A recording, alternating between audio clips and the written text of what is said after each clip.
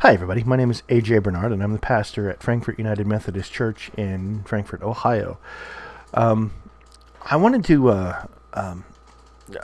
make some more videos, and I'm trying to get back into the habit of making them more frequently.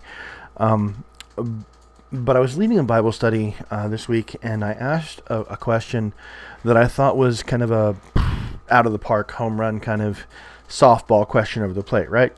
That's not exactly mixing metaphors, but it is in a sense. Anyway, I asked people if they knew what the word Christ meant.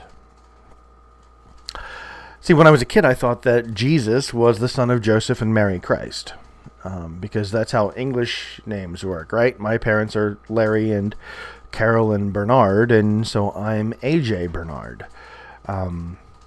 And so I thought that Christ must be his last name. I don't know that anyone ever explained it to me when I was growing up. I figured out, later on that that's not how things work in the Middle East. You are identified by your parents' name, right? So Simon Peter is often called Simon Bar Jonah, Simon son of Jonah or son of John, right? So Peter's father's name was John. But that doesn't help us with what Christ means, right? So I thought I would just take a second, just a short video to explain the words here. The word Christ comes from the Greek Christos, as you see on my screen here, and it means anointed, the anointed one, right? It has the same meaning as the Hebrew Mashiach, which is the English Messiah, and it also means, as you can see on the screen here, anointed one. Now, why is Jesus, or Yeshua, as his friends would have known him, why is Yeshua the anointed one? Well, because there were three classes of people in ancient Israel who were the anointed class. There were the prophets, there were the priests, and there were the kings.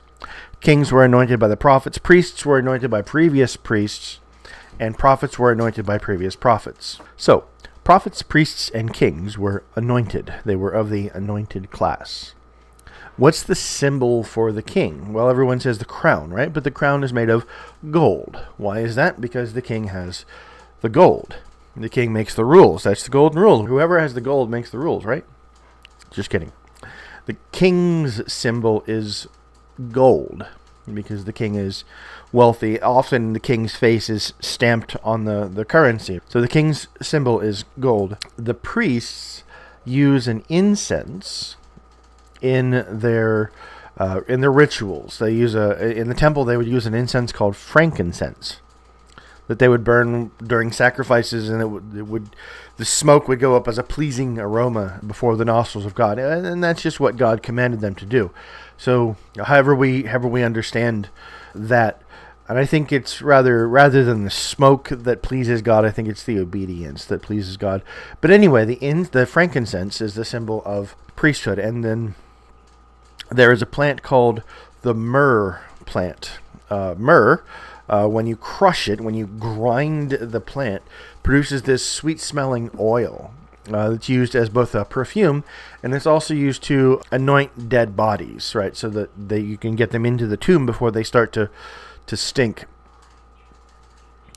Myrrh, then, because you have to crush the plant to produce this beautiful smelling oil, is a symbol of prophets. Now, the prophets in ancient Israel suffered mightily in order to produce their works, and they were often killed. Jesus laments that Jerusalem was the city that stones the prophets, so that kills the prophets, right?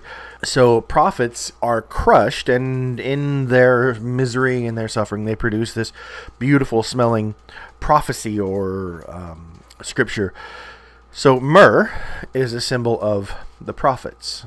Now, when Jesus was born, the wise men came from the east, right? And they weren't kings, they weren't magicians, they were scholars, they were astronomers and astrologers and the wise men of learning at the time.